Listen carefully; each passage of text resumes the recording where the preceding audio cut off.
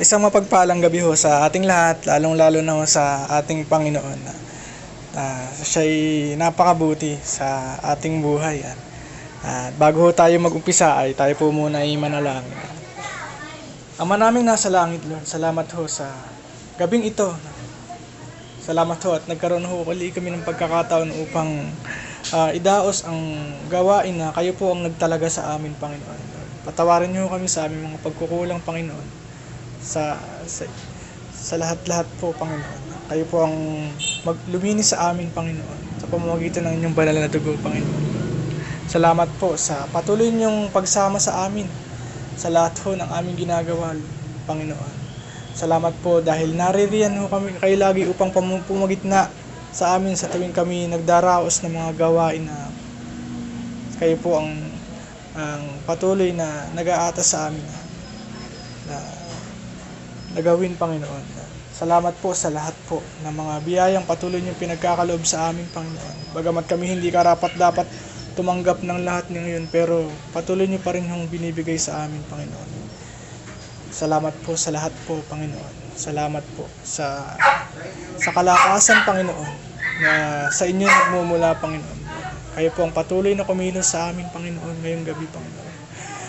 Ingatan niyo ang aming mga puso't isipan sa aming pagbabahagi ng mga mensaheng nagmumula sa inyo, Panginoon. At ngayon po, sa inyo namin pinagkakatiwala ang lahat. Ito po ang aming samot dalangin sa tanging pangalan ni Jesus. Amen. At ngayon po ay narito na tayo sa sa Exodus chapter 23 na po tayo, at ang aking pong ibabahagi ay yung sa wait po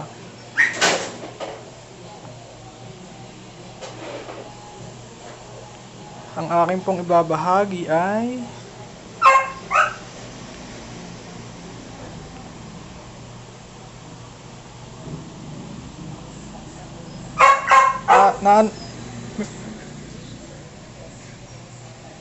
meron pong verse dito na patungkol dun sa wag tayong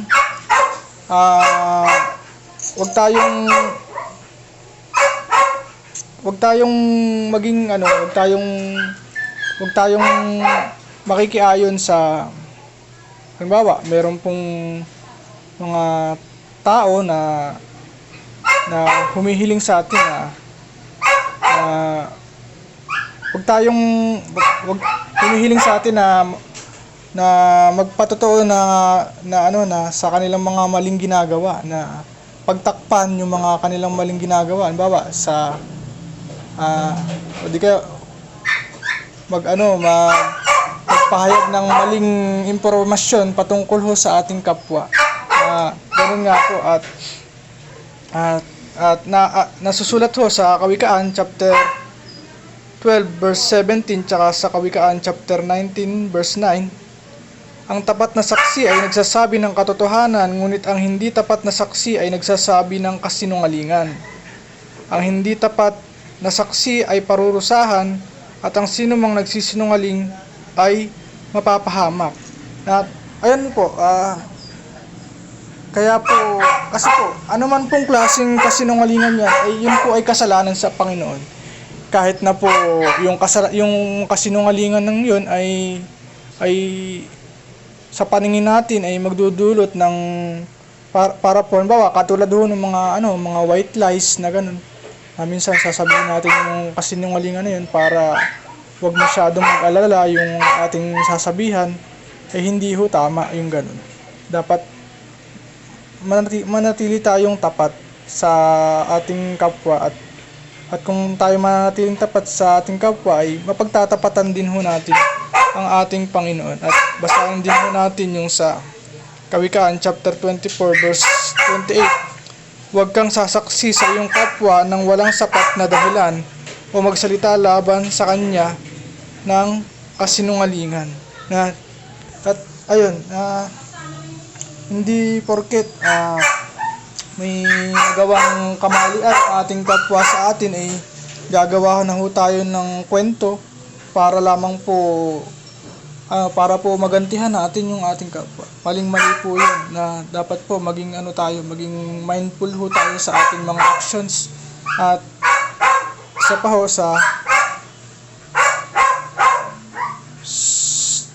at dito po sa New Testament sa Mateo chapter 19 verse 18.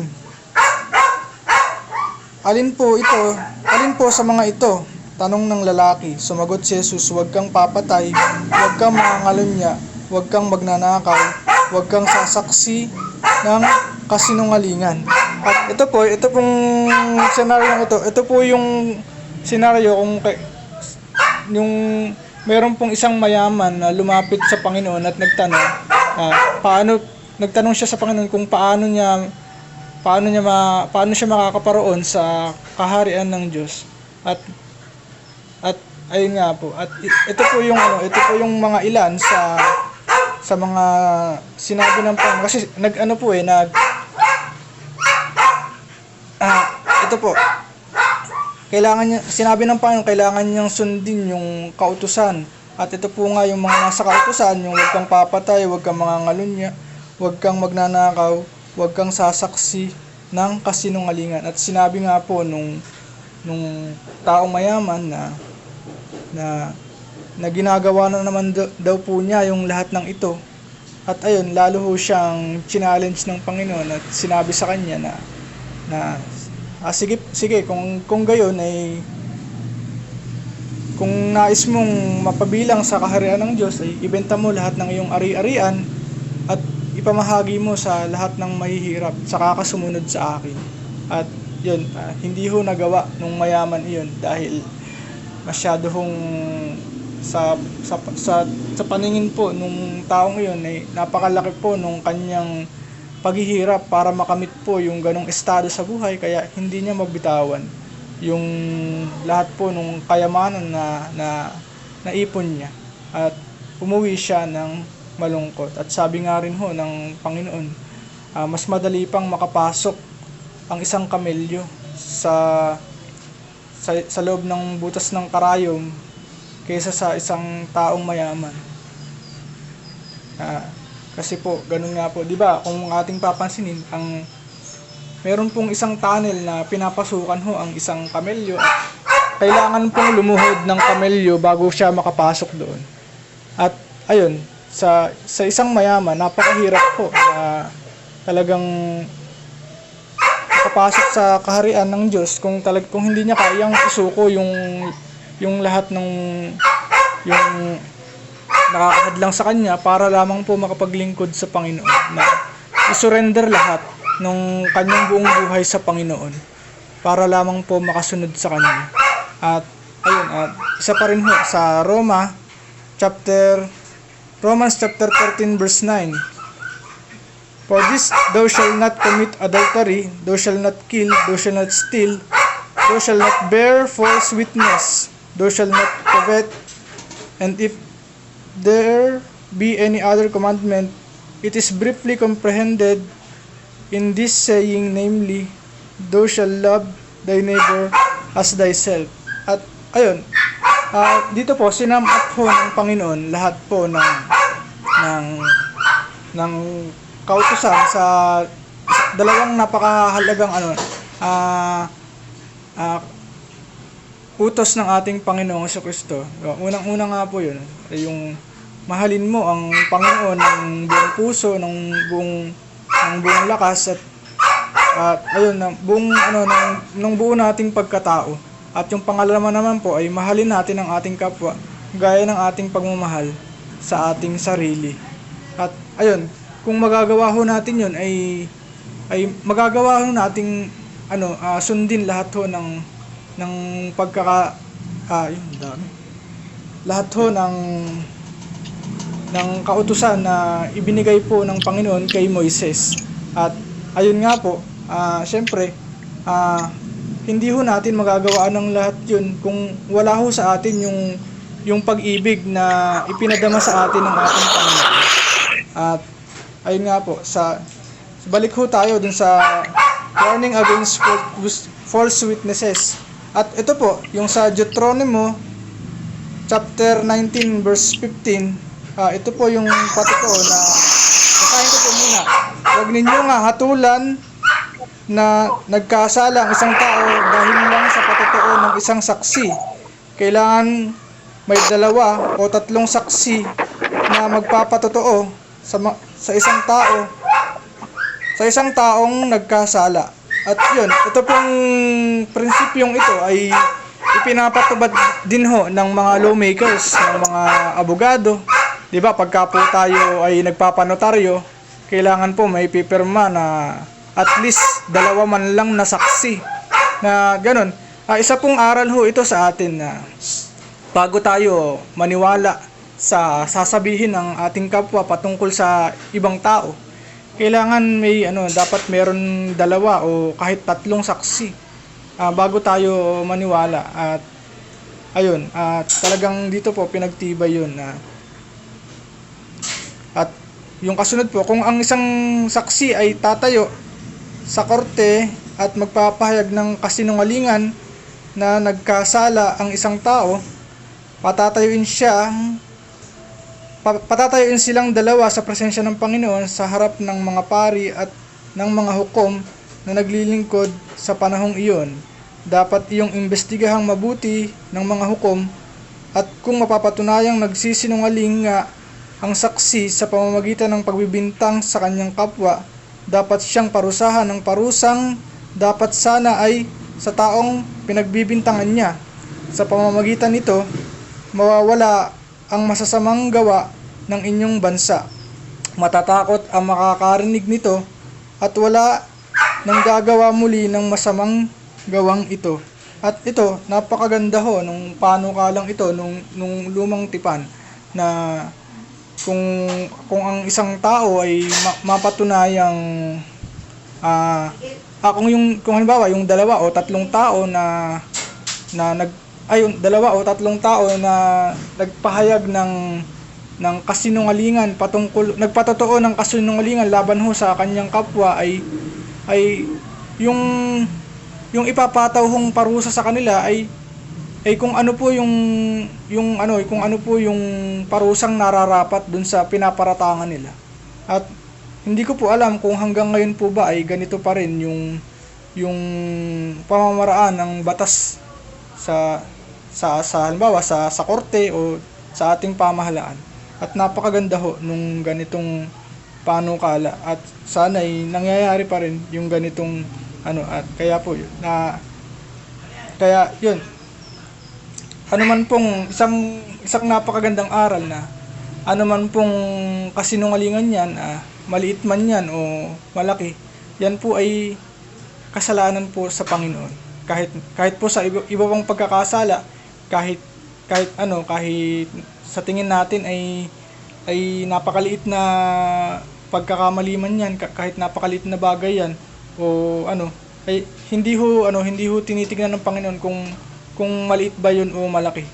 Yan po ay basta po yan ay kasalanan, yan ay kasalanan. Kaya dapat ho natin yung pagsisihan at iwasan na wag na natin pong gawin. At ayun po, nasa Diyos po lahat ng papuri, pagdakila at pagluwalhati. At ang susunod man pong magbabahagi ay si Sis Ira. Sige po. Palang gabi po. Isa lalo't higit ating Panginoon. Nagbabak po yung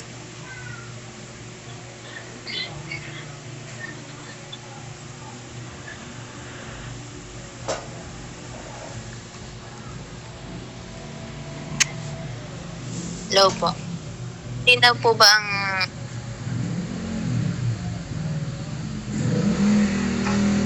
Ate, nagbabak yung yung boses. ito, Ate B? Hindi ko Yan, sige okay. marinig kapag hindi ako naka-load. Ito rin, Pag malinaw yung dating ng sounds. Oo, yan, okay na. Pag na lang na kami nagsasalita, saka ka na lang mag-loud. Sige. Yan, salamat po sa Panginoon. Yung aking pong ibabahagi ay matatagpuan sa Exodus chapter 23, verse 20. Ang sabi po dito, magpapadala ako ng anghel na mangunguna sa inyo.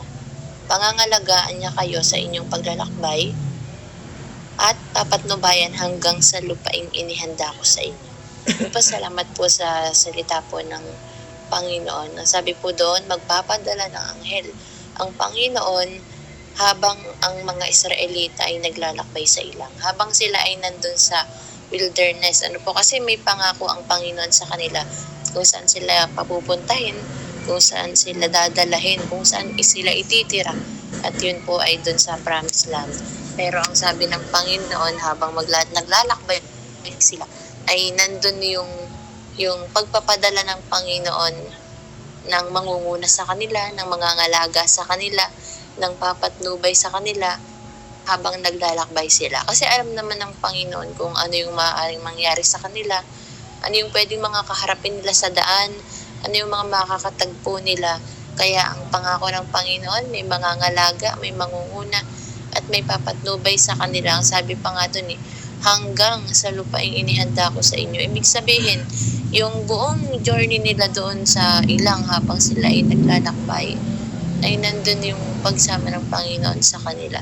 Kaya nga po, kagaya ng buhay natin, na kung yung mga Israelita naglalakbay sila doon sa ilang, at marami sila doon pwedeng makasalubong, na maraming maaaring mangyaring pagsubok o problema sa kanilang buhay.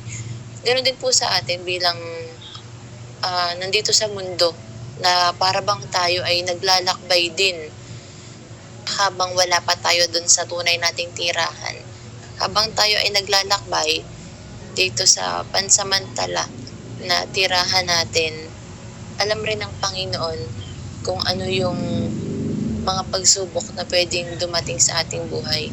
Kaya nga po, kung tatanungin tayo, hindi ba mabuti yung kalalagayan natin ngayon? Mahirap bang mabuhay sa bawat araw?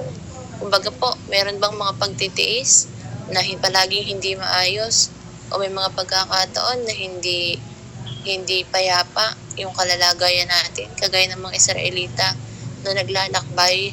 Pero ang sabi ng Panginoon sa kanyang mga salita, po sa paglalakbay natin sa mundong ito habang naririto tayo, ang linaw ng sinabi ng Panginoon, ang Diyos ay laging nagpapadala. Ang Panginoon ay kinakalinga niya yung kanyang mga anak. Kasi sabi nga po sa aklat ng Isaiah chapter 59 verse 1, sabi doon, the arms of the Lord is not shortened. Sabi doon, hindi maikli yung kamay ng Panginoon para hindi tayo maabot. Kasi alam ng Panginoon, tatawag tayo sa Kanya, hihingi tayo ng tulong. Kasi ang mga tao naman, gano'n naman ang mga tao, kung kailan kailangan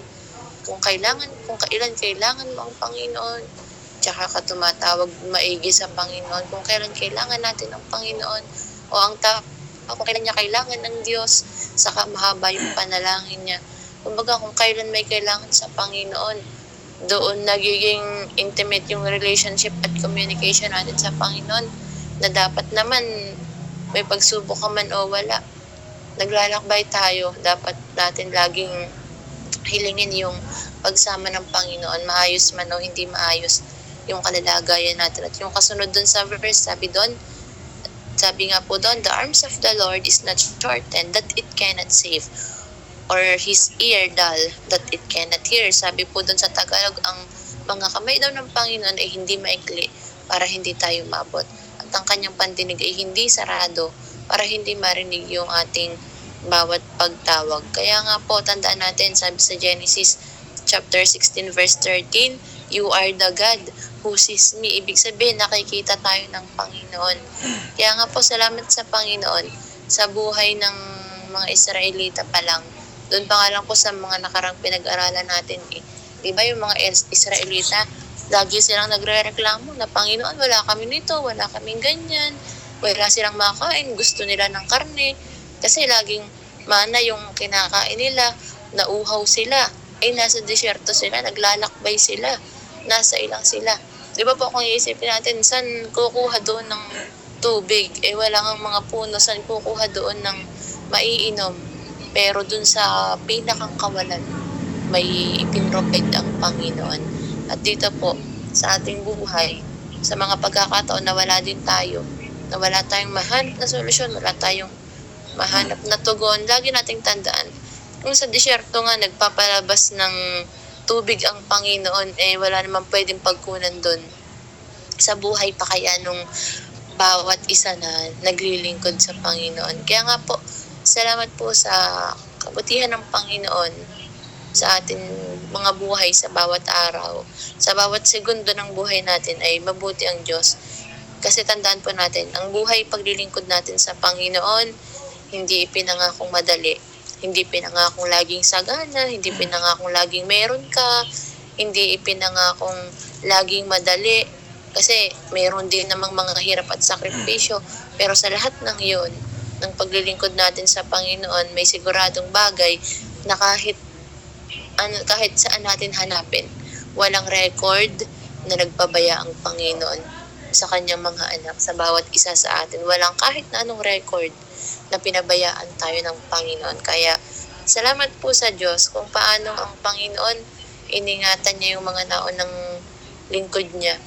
Gayon din tayo sa Panginoon. Kaya nga po umasa tayo sa magagawa ng Diyos sa ating buhay, na kung yung sarili natin hindi natin maasahan, asahan natin ang Panginoon, kasi kung meron mang may mas higit na magagawa sa buhay natin, walang iba kundi yung controller at yung lumikha sa atin ng Panginoong Yesus. Kaya salamat po sa Panginoon. Sa Diyos po yung pinakamataas na papuri.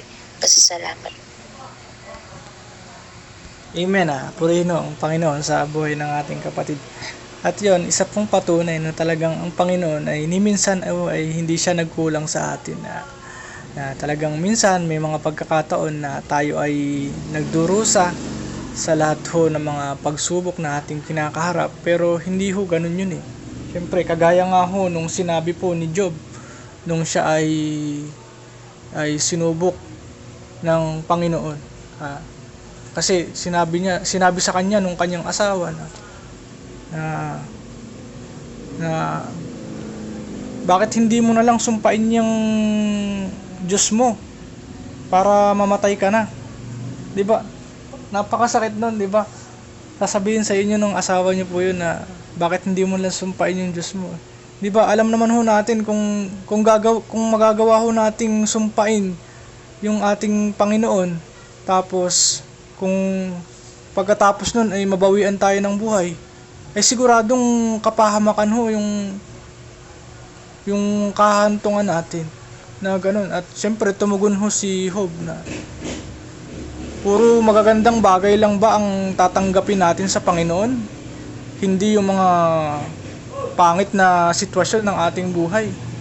Kung ganun hindi, kung ganun po yung tatanggapin lang natin sa Panginoon, parang hindi ho talaga tayo nananampalataya sa ating Diyos, kasi hindi natin kayang harapin yung mga pagsubok na pinapahintulot na ibigay sa atin ng Panginoon. At syempre, yan nga po, isa pang patunay na talagang ang Panginoon ay merong control sa lahat ng bagay.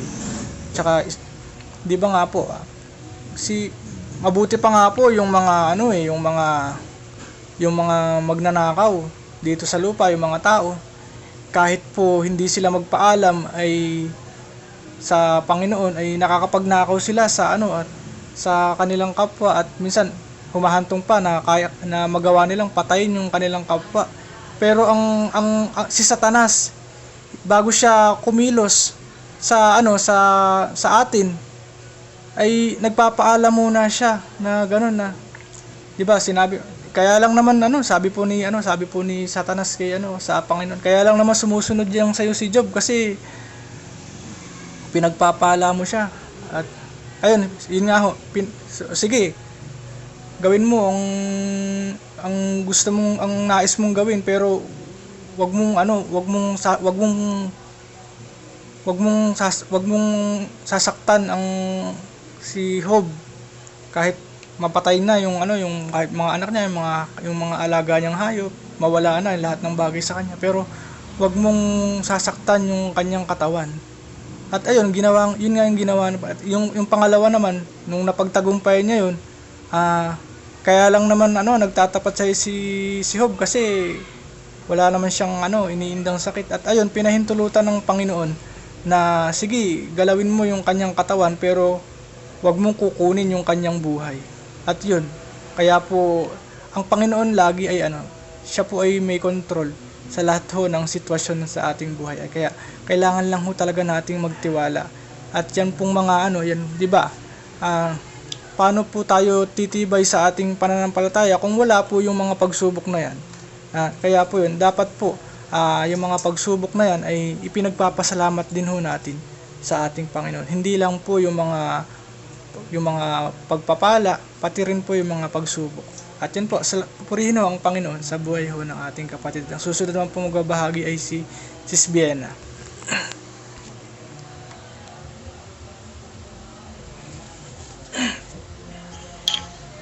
Malinaw po yung boses ko.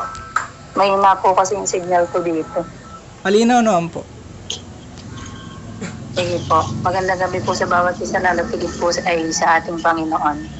At ngayon po ay nasa Exodus chapter 23 na po tayo at ang napili ko po ay sa verse 2.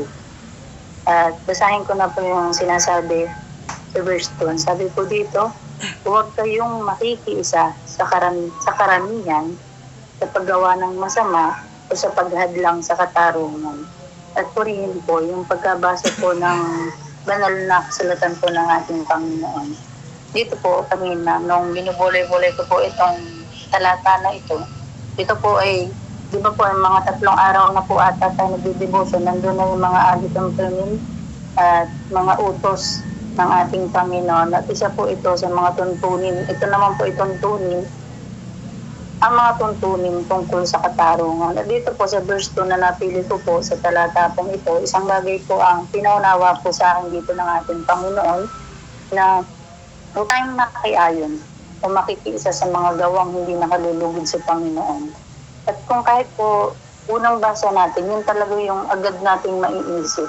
Diba po, pag sinabing tuntunin o alituntunin ng Panginoon, pag binasa po natin itong verse 2, yun talaga yung agad na pupukaw sa atensyon natin.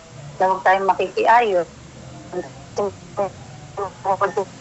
Diyan na tayong mababasa na yung makikiisa. Di ba po pag sinabing makikipaggawa ng masama, di ba po yun po yung salita na makicompromise tayo dito sa mundo na ito. Di ba po, ilang ulit na po natin nababanggit dito sa devotion po natin na itong mundo na to na ginagalawa natin, pasama na ng pasama, corrupted na siya ng kasamaan. Kaya naman po, ang nais ng Panginoon, ito po ay hindi lang ari tuntunin ng Panginoon, kundi paalala dito po sa atin bilang mga kabataan, bilang anak ng Diyos at bilang naglilingkod sa ating Panginoon, na huwag tayong makicompromise sa gawa ng mundo na ito. Kasi bukas yung isip natin na pasama na ng pasama, corrupted na itong mundo natin. Pero minsan, ang problema po, ang nagiging problema, although nandito na nga po, ang dami, maalit ang tunay ng Panginoon, nandito ang Biblia, nababasa natin, alam na natin yung tama at mali, pero laging meron pa rin kung nagiging problema. Kasi sa atin po, lalo po sa ating mga lingkod ng Panginoon, sa atin po mga kabataan, lahat dito, na nasa mga kabata. Kasi di ba po, halimbawa, sa magkakaibigan sa isang grupo, di ba po, pag gusto mong maging bilong ka dun sa grupo na yon, kahit masama yung ginagawa ng grupo o ng mga magkakabarkada, di ba po, para maging bilong ka dun sa grupo na yon, di ba po, gagawin mo yung ginagawa nila kahit masama. Ganun yung may pag-isat dito sa mundo. Kaya naman yung nais ng Panginoon ay ipinapaalala po sa bawat isa sa atin na hindi dapat tayo ganun, na para lang maging bilong tayo din sa grupo, kahit masama yung ginagawa nila, kahit hindi nakalulugod yung ginagawa nila, harapan ng ating Panginoon, makikiisa ka o makikicompromise ka dun sa ginagawa nila. Hindi po yun yung nais ng Panginoon po sa atin, lalo na sa atin po mga kabataan. Kasi prone po tayo dito sa mundo na ito, tayo pong mga kabataan. Lagi po natin tatandaan yan, prone po tayo dito sa kasamaan ng mundo na ito. Tayo talaga yung pinakang prone dito sa mga kasalanan, sa mga ang dami po kasi, di ba, pag sinabi corrupted na yung mundo, maraming, alam ko naman po na open na yung open na itong mundo na to, ipasama na ng masama. Kaya nais po ng Panginoon, pinaunawa po sa akin dito na isang paalala din po sa atin ito, na huwag tayong maki-compromise sa mundo kung ano yung ginagawa nila, na huwag tayong makiayon doon. Kung kahit kaibigan pa natin yung, di ba po, minsan ito pa din po yung naging problema. Pag alam mo na, pag minsan, yung, for example, yung ka-close mong kaibigan, o kunyari naman po, mga kaibigan mo, na alam mong gumagawa ng mga pagkakamali, mga gumagawa ng hindi nakalulugod sa Panginoon, alam mo. Pero minsan, nagiging problema, hinahayaan mo lang. Pero lagi po natin tandaan na pananagutan po natin sila sa Panginoon. Kaya nais po ng Panginoon, na sabi nga po dyan sa talata huwag kayong makikiisa sa karamihan. Sabi pa po dito sa susunod, sa paggawa ng masama o sa paghadlang ng katarungan. Ang gusto po ng Panginoon ay, for example, yung kanina nga pong example ko kanina, na huwag natin pagtakpan yung pagkakamali ng iba. Kasi hindi po natin dapat ginasabi na, naalala ko po yung sabi kanina ni Kuya Chippy, na kahit konting kasinungalingan yan, kasi nung kasalanan pa rin yan sa harapan ng Panginoon. May tinatawag na white lies. Pag sinabing white lies po, diba, kasalanan pa rin yan sa harapan ng Panginoon, kahit white lies pa yung tawag din, kasalanan yan sa harapan ng Panginoon. At dun sa kanina po, na huwag natin pagtakpan yung mga kasalanan ng iba. Kasi lagi po natin tandaan, sabi ko nga po kanina, pananagutan po natin yan sa harapan po ng ating Panginoon. Kaya naman po tayo bilang lingkod ng Panginoon, bilang kabataan, maging ilaw po tayo dito sa mundo na ito para hindi tayo makompromiso dito sa mundo na ito. Gawin na lang po natin na maging instrumento tayo dun sa mga tao, sa mga kaibigan natin, sa family natin, sa mga tao na nakakasalamuhan natin, maging ilaw tayo at maging instrumento tayo para makakilala sila at makalapit sila sa ating Panginoon. At ulitin ko din po, nasabi ko na din po ito ng mga nakaraang devotion, magkaiba po yung nakikisama sa nakikisama. Kasi po, lagi po natin tandaan, pag nakikisama ka po sa, for example, sa isang grupo, sa mga kaibigan mo, na hindi mga mananampalataya, hindi naman po sinabi na pag sinabi hindi na mananampalataya yung mga kaibigan mo, lalayuan mo na. Yun po yung sinasabi ko, na pwede tayong makisama sa mga kaibigan natin para mas lalo natin silang madala sa ating Panginoon. Para maipakilala natin na para maging, makita tayo o maging modelo tayo sa kanila para mapalapit sila sa ating Panginoon. Pag sinabi naman pong nakikisama, yung ibig sabihin po, nakikianyong ka dito sa ginagawa nila. Ibig sabihin po, for example po, yung mga kaibigan mo, hindi mananampalataya, mga nagiinom, o ano-ano ginagawa na kasalanan sa harapan ng Panginoon, nandun na nakikiayon ka. Pag sila nakikisama, nakikiayon ka sa ginagawa nila. Imbis na sila yung madala mo sa Panginoon, ikaw yung madadala nila sa mundo. At iyon po yung isang bagay na pinaunawa po sa akin ng Panginoon dito sa verse na to. Na sabi dyan, huwag kayong makikiisa sa karamihan. Di ba po, karamihan, ibig sabihin maraming tao. Ibig sabihin po, dito sa mundo na to, ang daming gumagawa ng kamalian, katiwalian sa harapan ng Panginoon. At ang nais ng Panginoon, huwag tayong nakiayon din, huwag tayong nakisama. At kasi kung makikiayon tayo dun sa ginagawa nila, lagi po natin tandaan na kahit sinasabi mo sa madaming tao na Kristiyano ka at binago ka at anak ka ng Diyos, pero kung nakikiayon ka din sa ginagawa nila, wala po tayong pinagkaiba sa kanila. Yung lagi natin tatandaan. Kahit sabihin mo ka ng palataya ka anak, kung nakikiayon ka isama ka sa mga ginagawa nila hindi maganda, tandaan nila. Salamat po sa Panginoon sa Diyos kong pinamataas sa pagputo. Amen. Purihin ho ang Panginoon sa buhay ho ng kapatid. At yun nga po, isang paalala ho sa atin bilang mga mananampalataya. Sa tuwing tayo ay nakikahalubilo sa mga taong hindi pa nakakakilala sa Panginoon, dapat po tayo po ang maka-impluwensya sa kanila at hindi ho tayo ang ma-impluwensyahan ng ating kapwa.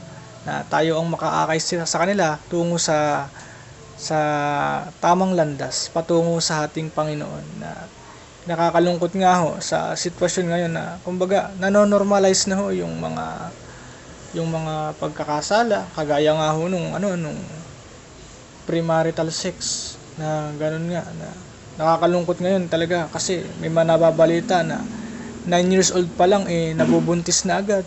Ang nakabuntis ay 14 years old. 'Di ba? Nakakalungkot ho. Tapos kahit na ganun nang nangyari, proud na proud pa silang ipinopost sa Facebook yung katawan nila na buntis, malaki ang tiyan, na sa murang edad ay ganun nga, na hindi na nahihiya kasi parang normal na Nakakalungkot to kasi nga po, kagaya ng sinabi ng ating kapatid na pasama na ho ng pasama ang nangyayari ho dito sa ating mundo. Kaya po napakahalaga sa isang tao, lalong-lalo na po na habang bata pa ay dapat ay natuturuan na ng mga aral patungkol sa Biblia, na sa murang edad, na simula po siguro kahit mga 5 years old hanggang 9 o ganun, sa murang edad ay natataniman na natin ng salita ng Diyos yung ating mga pamangkin, yung mga anak ng ating mga magulang, ng ating mga tiyahin, na ganun dapat. Kaya talagang nakakatuwa pagka napakaraming malilit na bata na tinuturuan sa loob ng church na ganun.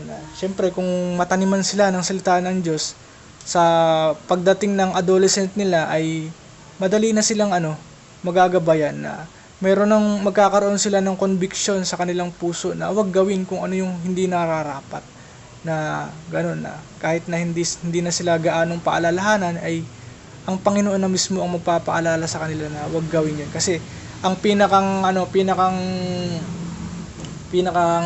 delikado ho talaga sa stage ng tayo bilang tao, ang yun nga po yung mga teenager, sa adolescent, na gano'n, hanggang po sa mga youth.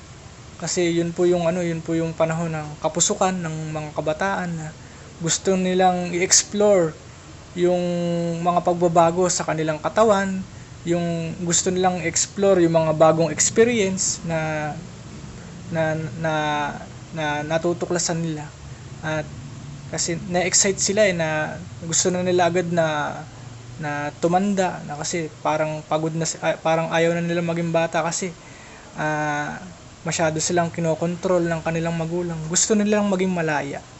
At yun nga po, ang misconception ho kasi talaga, na ganun, akala nila pagka nakahiwalay na sila sa magulang nila ay magiging malaya na silang gawin lahat ng kanilang gagawa.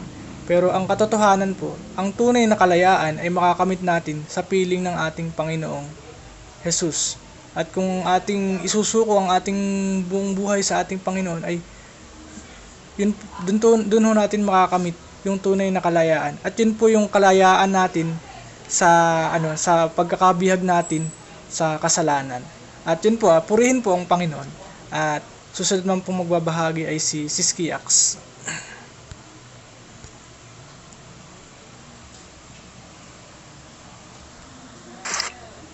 Sige po, yun sa akin po ay dito po sa Exodus chapter 23 verse 1 to 3. Sabi po dito, huwag kayong magbabalita ng kasinungalingan. Huwag kayong magsisinungaling para tumulong sa isang taong masama.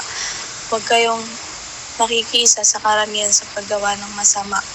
Kung saksi kayo sa isang kaso, huwag niyong babaluktutin ang hustisya para lang masunod ang opinyon ng karamihan. Huwag ninyong papaboran ang kaso ng mga mahihirap dahil lang sa kanilang kalagayan. Ayun po. Yung aral po na natutunan ko po dito ay hindi po natin magagawa yung lahat po ng nandito kung hindi po tayo hingi ng gabay po kay Jesus. Katulad po ng paggabay po ng isang magulang na pagdiba po karamihan po sa atin. Karamihan po. Kaya po sila nagkakamali kasi hindi po nila sinusunod yung mga paggabay po ng mga gabay po ng magulang nila. Kaya mahalaga po na sa atin po na palagi po tayo humingi ng gabay kay Jesus upang yung mga kautusan po na doon magawa po natin siya at hindi po tayo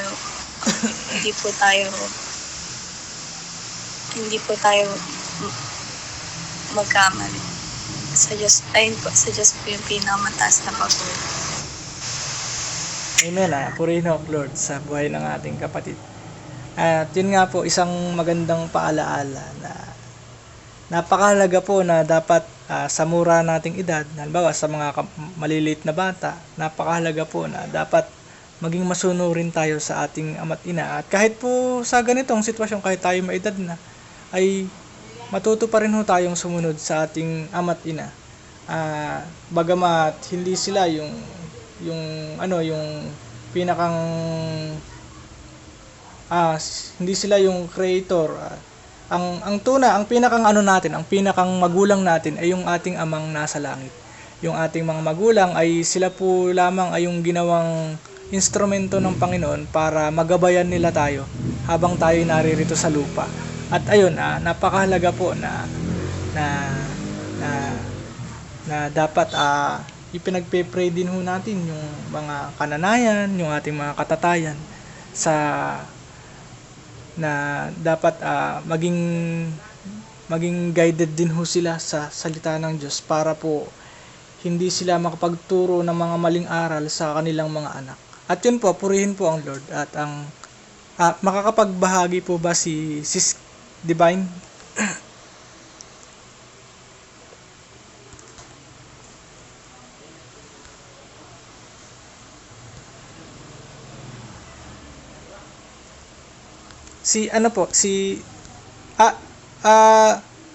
Good evening po Sir Ruel, si Brother Ruel. Ngayon ko lang po kasi kayo na pansin dito po sa devotion. Taga saan po kayo?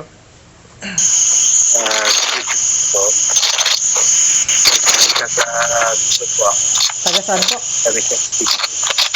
Bicol po. Sa Bicol. Purihin ng Lord.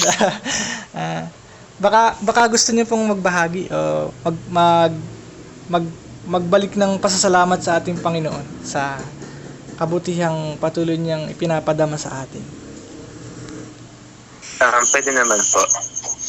Malinaw po ba yung boses ko? Malinaw po. Okay, sige po. Babahagi na lang po ako sa Exodus chapter 23 po, di ba? Opo, 23 po. Okay. Sa Exodus chapter 23, gusto ko pong ibahagi yung verse 19. Sabi yung sa templo ng Panginoon na inyong Diyos, ang pinakamagandang bahagi ng una ninyong ani. Since tayo po ay pinalaki sa ganito pong pananampalataya, actually hindi naman po ako pinalaki dito, nakasampung naman po ako dito sa Panginoon. 3 years na po nakaraan, salamat sa Panginoon.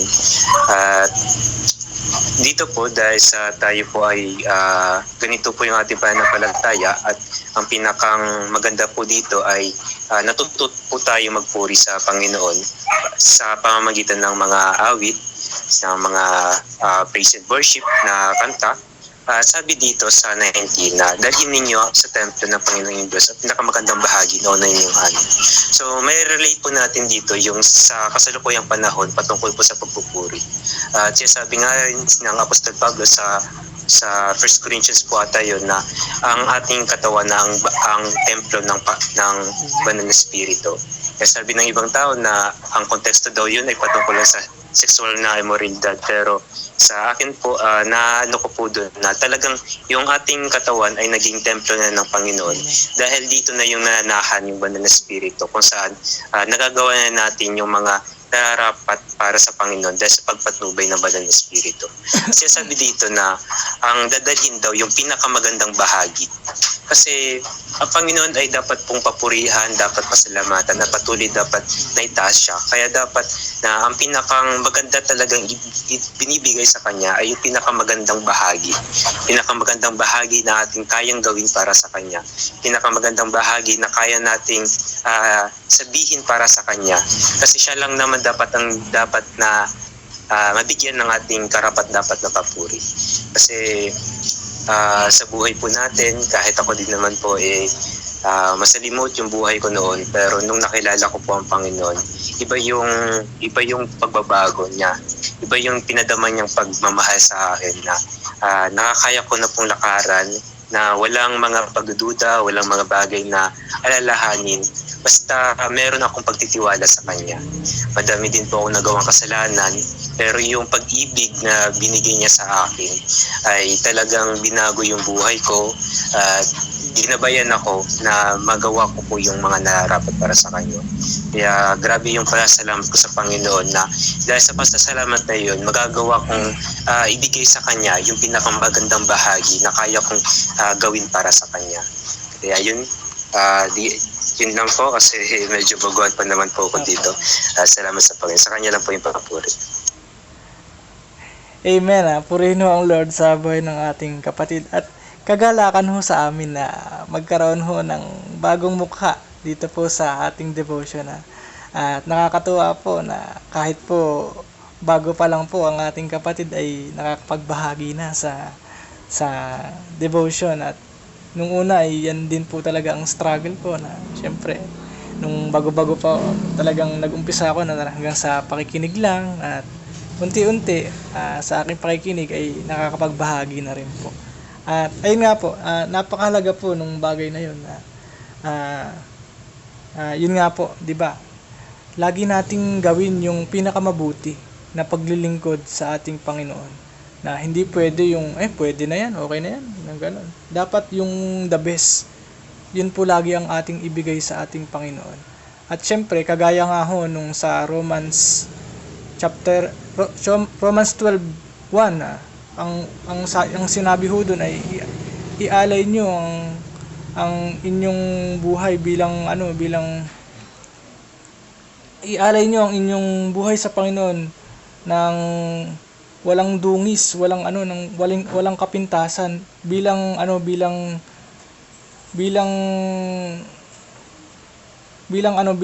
karapat-dapat na pagsamba sa ating Panginoon na gano'n na dapat po sikapin ho natin na mamuhay sa kabanalan na gano'n na although kung sasabihin ng iba ay mahirap ay kaya lang naman ho nasasabing mahirap ay dahil nagkukulang sa pakikipagrelasyon sa ating Panginoon. Nagkukulang sa paglapit sa Panginoon, sa pag-aaral ng salita ng Diyos. At kung tayo po ay patuloy na lalapit sa Panginoon ay unti-unti ho nating Kasi po yan po, 'di ba, halimbawa sa basketball, wala naman pong nag-umpisa na magaling agad, na marunong agad. At kagaya ho ng pagbabasketball, 'di ba, di ba po si Kobe Bryant, bago ho siya naging isang magaling na manlalaro 'di ba? Hindi ko alam kung ilang oras, parang 10 hours a day ho siyang nagpa-practice. 'Di ba? Tayo naman, yung kabanalan ay ganoon din naman ho. Yung kabanalan po ay ipina-practice din na kailangan sinisikap natin na sumunod lagi sa ating Panginoon. At ayun po, purihin ho ang Lord sa ating kapatid at baka po meron pa hong gustong magbahagi ng baka po meron pang gustong magbalik ng papuri sa ating Panginoon sa pamamagitan ho ng paghahayag ng mga patotoo sa kanilang buhay. Kayo po na baka po. Hindi pa ako sa banda-bandarian.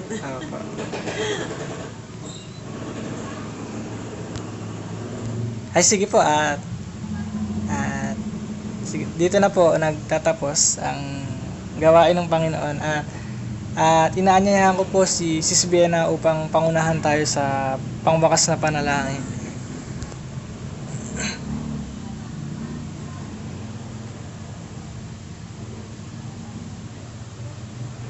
Intamhin natin yung presensya ng ating Panginoon.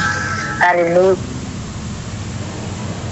Ikaw yung Diyos na tapat pangiti Panginoon. Ikaw yung Diyos na makapangyarihan sa lahat, Panginoon. Sa lahat, maraming salamat, Panginoon, sa gabing ito, Panginoon, sa malaking ito na makapag-aral kami ng iyong salita. Salamat, Panginoon, sa mga salita nagbibigay sa amin ng kalakasan, Panginoon. Nagbibigay sa amin ng karunungan, Panginoon. Maraming salamat, Panginoon. Panginoon, dinadalangin din namin lahat ng aming narinig, lahat ng aming labasa, lahat ng aming mga binulay ngayong gabi, Panginoon. Tulungan mo, Panginoon, ang bawat isa po, Panginoon, na lingkod mo, na ito po ay magamit namin sa ikalalago, Panginoon, at katatatag ng aming pananampalataya sa iyo. Panginoon, maraming salamat din, Panginoon, sa buhay po ng bawat isa, Panginoon, na naglalaan ng oras, ng panahon, Panginoon, bagamat hating gabi na, Panginoon, pero salamat, Panginoon, sa desire sa aming mga puso, Panginoon, na patuloy na maglingkod sa iyo, Panginoon. At patuloy, Panginoon, magbigay ng panahon at oras para makapag-aral ng inyong salita.